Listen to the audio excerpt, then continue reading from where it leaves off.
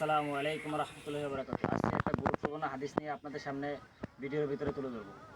যে হাদিসটা হলো যে দোষ এবং গুণ হোক আমার ভিতরে আছে, এই দোষ এবং গুণ সম্পর্কে আমি অপরজনকে মানা না করি। এই সম্পর্কে হাদিসে ভিতরে রসুল সাল্লাল্লাহু আলাইহি সাল্লাম একটা হাদিস বলেছে। সেই হাদিসটা আজকে আপনাদের মাঝে তুলে ধরব।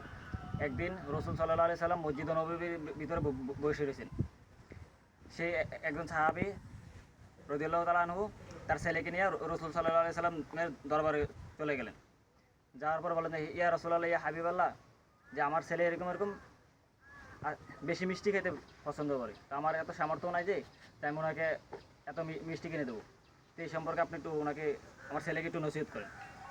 তো রসুল সাল্লাল্লাহু আলাইহি সাল্লাম লগে লগে কিছু না বলে বললো যে তোমার ছেলেকে এক সপ্তাহ পরে নিয়ে আসো, তো এক সপ্তাহ পরে তোমার ছেলেকে আমি নসিহত করব।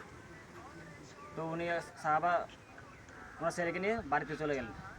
পরে এক সপ্তাহ পরে আবার আসলেন রসুলের দরবারে। এসে বললেন, ইয়া রাসূলুল্লাহ, ইয়া হাবিবাল্লাহ, আপনি তো বলছিলেন আমার ছেলেকে নিয়ে এক সপ্তাহ পরে আসার জন্য, যে আজকে আসলাম, আপনি আমার ছেলেকে ওসিয়ত করেন, কিছু নসিহত করে দেন। পরে রসুল সাল্লাল্লাহু আলাইহি সাল্লাম বললেন, হে বাবা, তুমি মিষ্টি কমে খাও, কারণ তোমার বাবার এত মিষ্টি কিনে দেওয়ার সামর্থ্য নাই। এই কথা যখন রসুল সাল্লাল্লাহু আলাইহি সাল্লাম বলেন, সাহাবা রাদিয়াল্লাহু তাআলা আনহু বললেন, ইয়া রাসূলুল্লাহ, ইয়া হাবিবাল্লাহ, আপনি এই কথাটা তো এক সপ্তাহ আগেই বলতে পারতেন, আমাকে এক সপ্তাহ কেন লেট করালেন?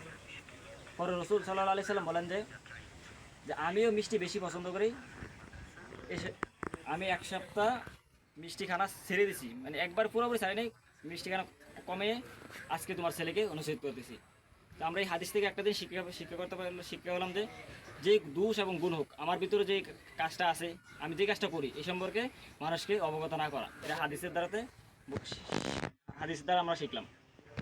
আসসালামু আলাইকুম রহমতুল্লাহি ওয়া বারাকাতুহু।